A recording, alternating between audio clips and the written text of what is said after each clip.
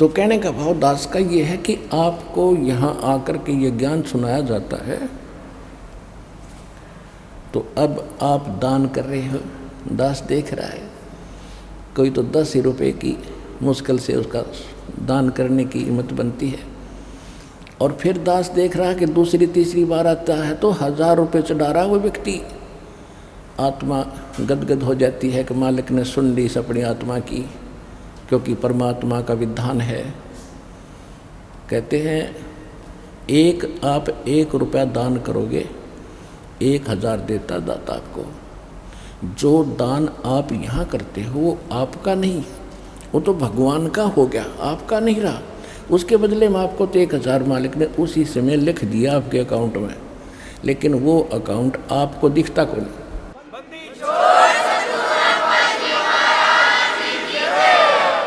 जो अकाउंट परमात्मा ने आपका खोल दिया दीक्षा लेने के बाद, वो बैंक अकाउंट सूक्ष्म है। आपके अंतःकरण में एक मैसेज पहुंच जाता है, भगवान के ऊपर आपकी एक और फाइल है, उसमें ये मैसेज ऐड हो जाता है। आपने 1 रुपया दान करा, 1000 आपके खाते में लिख दिया जाता।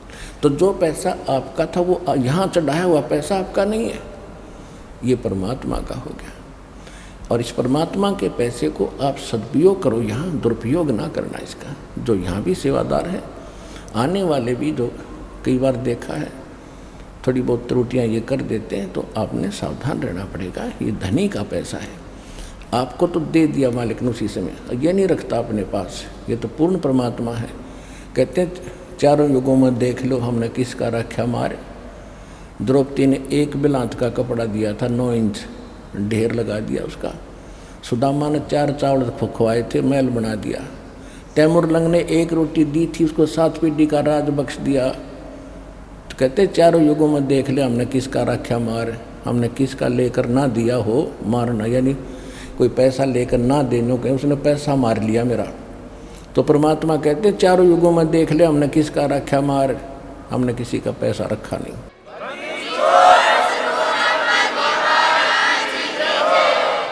तो सबसे पहले हमारे हृदय में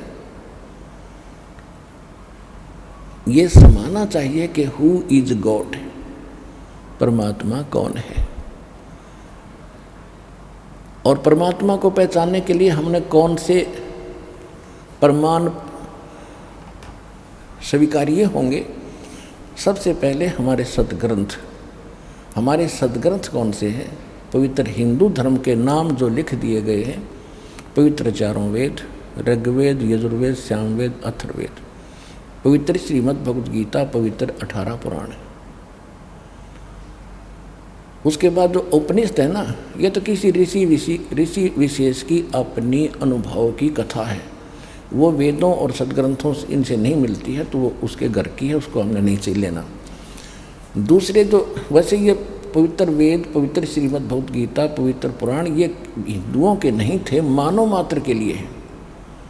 उसके बाद विभाग बढ़ते चले गए, तो फिर जैसे कुछ पहले समय में आपस में कटे हुए क्षेत्र थे, जैसे समुद्र पार करके फिर अमेरिका, ये जो US से बोलो हो जिसने, वो इससे कटे हुए थे इस क्षेत्र से।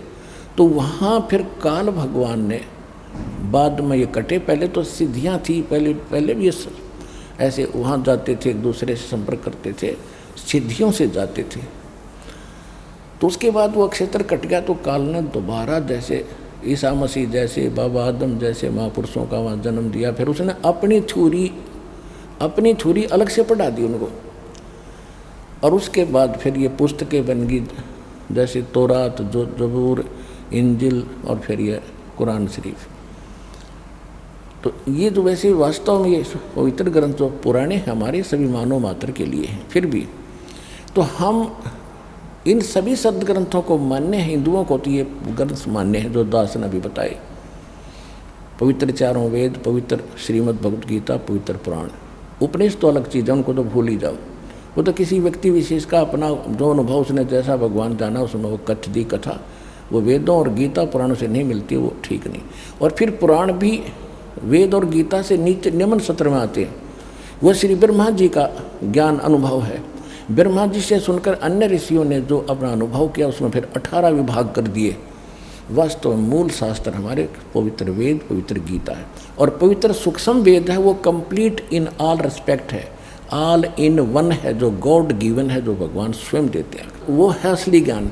उस असली ज्ञान को ही असली ज्ञान हमारे हृदय में समाने के लिए, जचाने के लिए इन पुराणों, वेदों और गीता का सहयोग लिया जाता है कि जो भगवान ज्ञान दे रहा है वो इनसे भी मिलता है, और जो इनके अंदर जो यथार्थ ज्ञान और भक्ति विधि नहीं है वो उस सूक्ष्म वेद में है।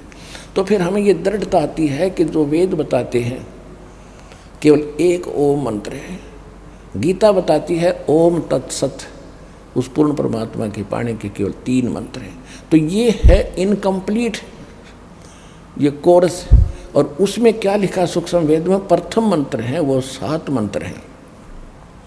वेद भी संकेत करते हैं कि जब तक तत्वदर्शी संत नहीं आता है तो 5 नाम दिए जाते हैं, और जब तत्वदर्शी संत आता है, जब वो समय आता है भक्ति का, तो उसमें 7 मंत्र दिए जाते हैं, और उसके बाद फिर 2 मंत्र और फिर कंप्लीट कोर्स करके मूल मंत्र दिया जाता है। तो ये है वो सूक्ष्म वेद के अंदर सारा ज्ञान का। तो कहने का भाव ये है कि पवित्र वेद, पवित्र श्रीमद् भगवद गीता, पवित्र पुराण, पवित्र बाइबल, बाइबल 3 पुस्तकों का पवित्र बुक का संग्रह है, और पवित्र कुरान शरीफ, पवित्र गुरु ग्रंथ साहिब। पवित्र गुरु ग्रंथ साहिब के अंदर जो महला पहला की वाणी है वो वाणी है उस परमात्मा से परिचित उस पुण्यात्मा श्री नानक देव जी की।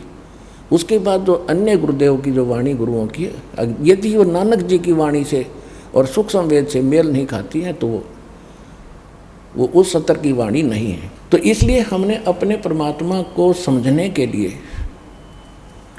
अपने परमात्मा को पहचानने के लिए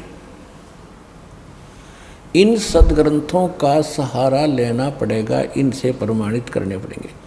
जो इन सदग्रंथों से जो मेल खाता है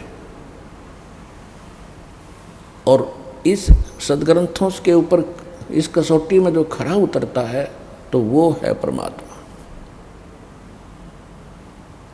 तो सबसे, और उसके बाद फिर जिन महापुरुषों को परमात्मा प्राप्त हुआ उन्होंने फिर कौन से मंत्र जाप किए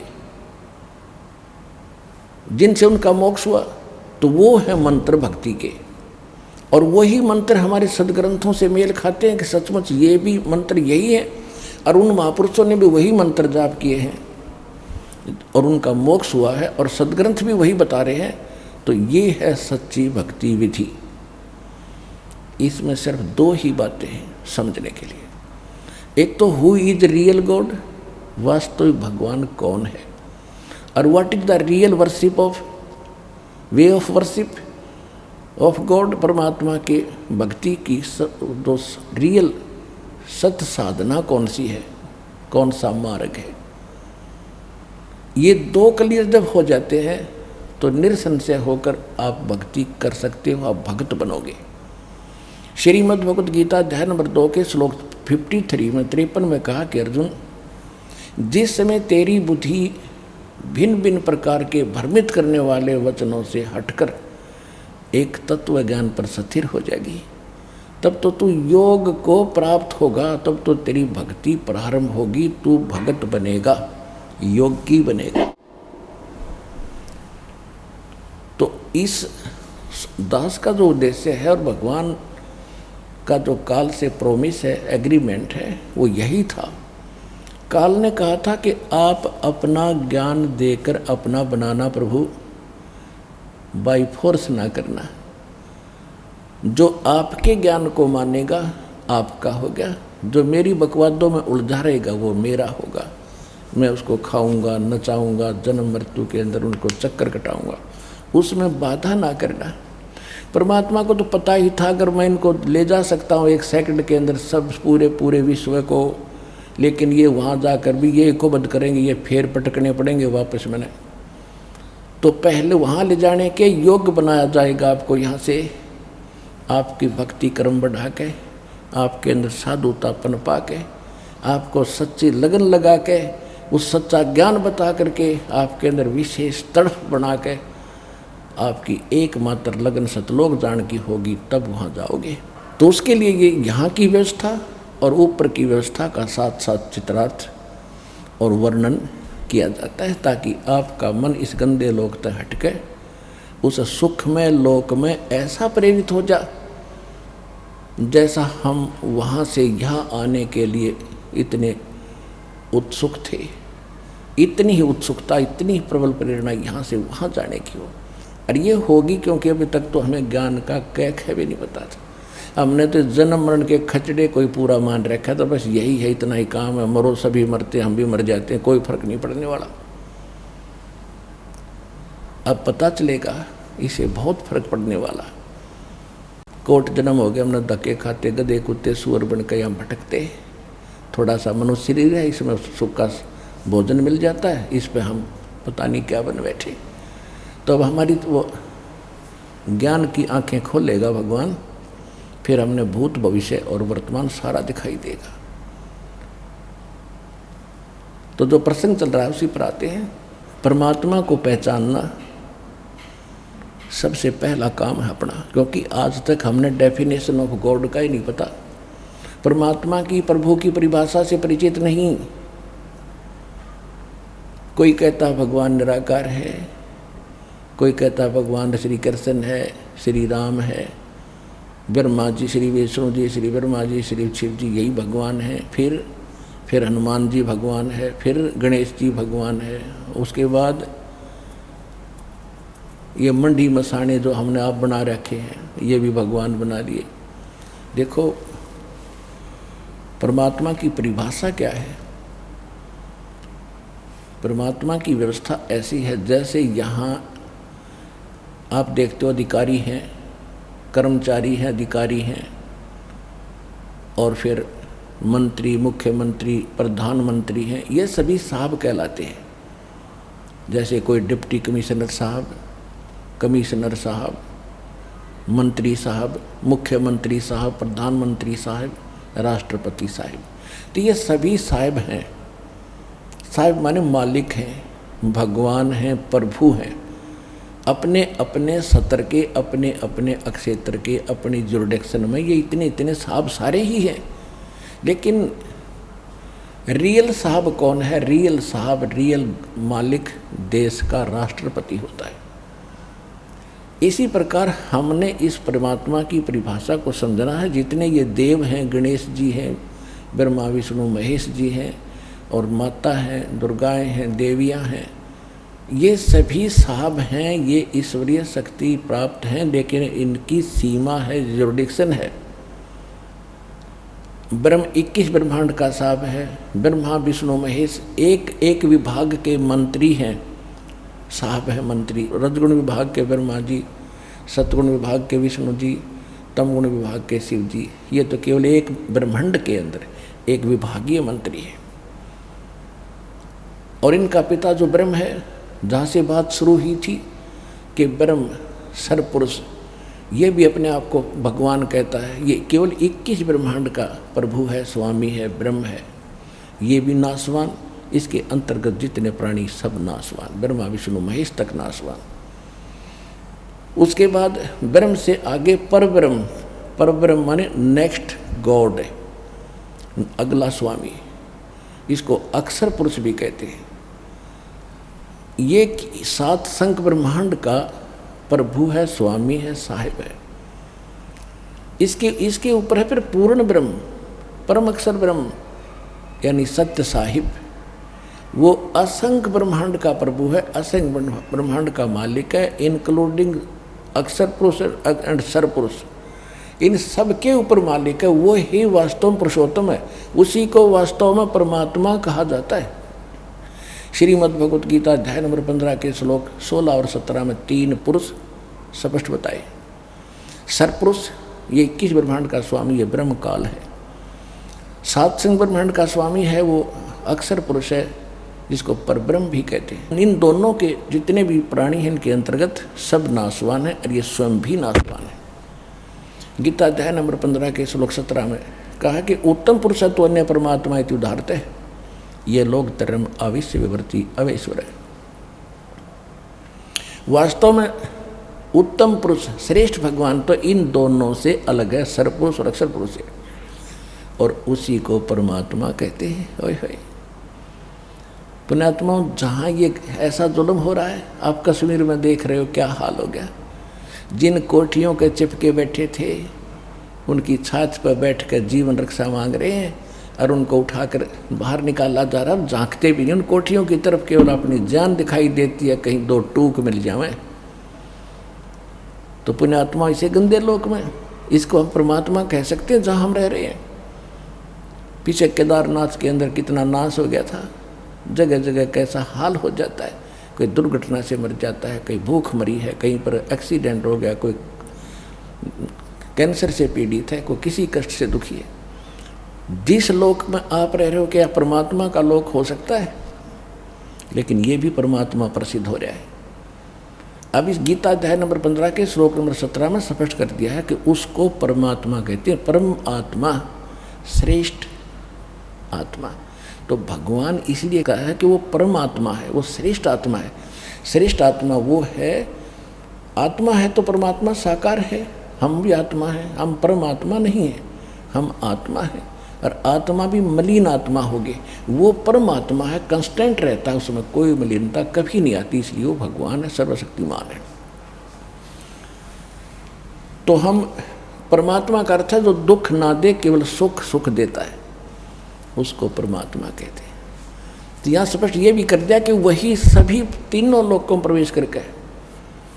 अब तीन लोक की दो प्रकार स्थिति होती है। जैसे एक तो हरियाणा की राजधानी और एक राजधानी सेंटर की, राजधानी दोनों ही है, कैपिटल दोनों कहलाती है, पर दिन रात का अंतर है। ऐसे ये लोकों का अंतर है। जैसे एक तो ये लोक है पाताल, पाताल लोक, पृथ्वी लोक और स्वर्ग लोक, ये भी तीन लोक हैं। फिर तीन लोक इससे हटकर हैं। एक तो अक्षर पुरुष का लोक, 21 ब्रह्मांड का क्षेत्र, फिर अक्षर पुरुष का लोक, 7 संग ब्रह्मांड का क्षेत्र, और फिर तीसरा जो लोक है वो सतलोक, ऊपर का जो लोक अविनाशी स्थान है, वो सारा अलग एक लोक है। उसके विभाग भले ही 3-4 हैं आपस, लेकिन ये तीन लोक ऐसे बनते हैं। जब यहाँ हम ज्ञान सुनाते हैं तो ये तीन लोक अलग होते हैं। तीन लोक का राज है ब्रह्मा विष्णु महेश, ऊंचा धाम कबीर का वाणी विरह विदेश। तो जब यहाँ तीन लोक की बात की है तो पृथ्वी, स्वर्ग और पाताल तक सीमा है। और जब यहाँ कह रहा है कि तीन लोकों में प्रवेश करके वही सबका धारण पोषण करता, अब तीन लोक ये ऐसे बन गए। एक 21 ब्रह्मांड का क्षेत्र ब्रह्म का, और 7 संग ब्रह्मांड का क्षेत्र ये परब्रह्म यानी अक्षर पुरुष का, और फिर ऊपर के जो चारों लोक हैं, सतलोक, अलखलोक, अगमलोक और अनामी अकैलोक, ये 4 लोक। वो लोक फिर एक है चारों को मिलकर, और ये 2 लोक ये न्यारे। इस प्रकार ये 3 लोक हैं। क्योंकि अध्यात्म मार्ग का इस पृथ्वी पर, इस दास के अतिरिक्त वर्तमान में किसी को पता नहीं, एक कैक है भी पता नहीं है। यह तो दया हुई दाता की।